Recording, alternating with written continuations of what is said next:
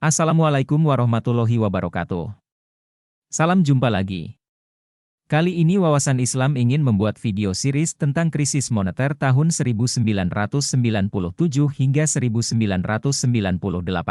Simak video ini dari episode 1 hingga episode terakhir ya, biar kalian paham akan sejarah negeri ini. Tapi sebelumnya, klik subscribe, like dan share, juga komentar konten ini.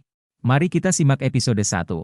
Ketika krisis moneter mulai melanda Asia pada awal 1997, pemerintah Indonesia sangat percaya diri dengan kekuatan fundamental ekonomi yang kukuh, yang sudah dibangun selama 30 tahun atau 6 kali pelita.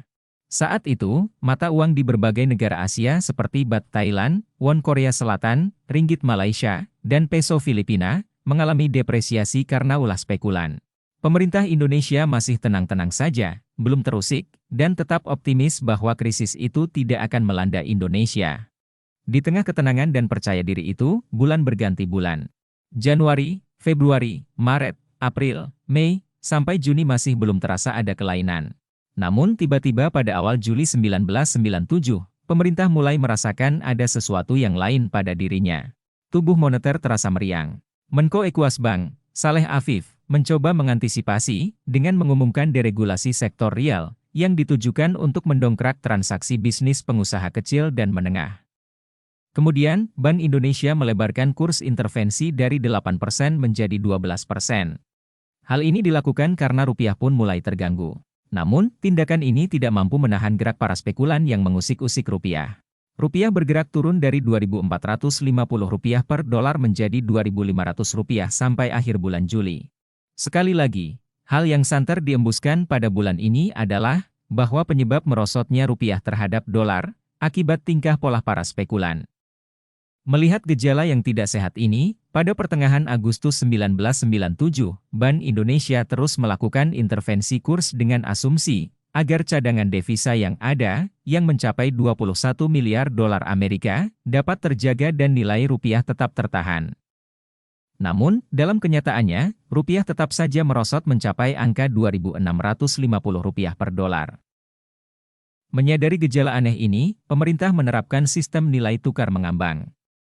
Tetapi, langkah ini pun tak juga mampu mengendalikan merosotnya nilai rupiah. Dampak krisis pada bulan Juli ini sudah mulai terasa. Penduduk di beberapa desa di Kabupaten Banjarnegara, Jawa Tengah, mulai mengalami rawan pangan dan tak lagi mampu memperoleh beras. Masyarakat di daerah ini mulai memakan gaplek sebagai makanan utama. Di awal September, pemerintah membuka batasan kepemilikan saham asing di pasar modal dari 49% menjadi 100%. Hal ini dilakukan untuk menghemat dan mengumpulkan devisa.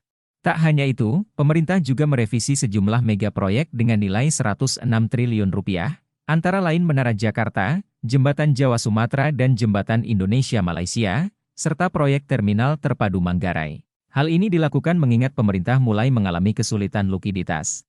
Krisis di bulan ini diperparah oleh dampak musim kemarau panjang yang memprihatinkan. Di Irian Jaya, Jayawijaya, Merauke, dan Puncak Wijaya, sekitar 90.000 orang kelaparan, tak mampu lagi memperoleh makanan, dan 500 orang tewas akibat kelaparan. Pada awal Oktober 1997, pemerintah mulai menyadari bahwa kondisi moneter semakin kronis. Nilai rupiah kembali merosot tajam mencapai angka Rp3.900 per dolar. Melihat gejala ini, mau tak mau, diperlukan obat yang dapat menangkal penyakit yang sulit disembuhkan ini. Maka, Dana Moneter Internasional, IMF, dan Bank Dunia diminta membantu menyembuhkan penyakit yang mulai parah ini.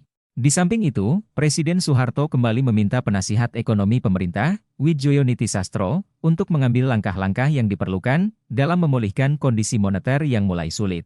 Pada akhir bulan Oktober 1997 ini pula, banyak pembelian dolar untuk pembayaran utang swasta. Bulan ini pun ditandai dengan kasus rawan pangan di Sumba Barat, Nusa Tenggara Timur dan Kabupaten Manggarai, Flores. Ini juga terjadi di Kabupaten Timor Tengah Selatan, Nusa Tenggara Timur. Rakyat sulit memperoleh makanan pokoknya, yakni jagung. Sedangkan di Kabupaten Donggala, Sulawesi Selatan, 2.000 penduduk terancam kelaparan dan 12 orang mati karena kelaparan. Cukup sekian dulu episode 1, kita akan sambung lagi pada episode 2. Sampai jumpa. Wassalamualaikum warahmatullahi wabarakatuh.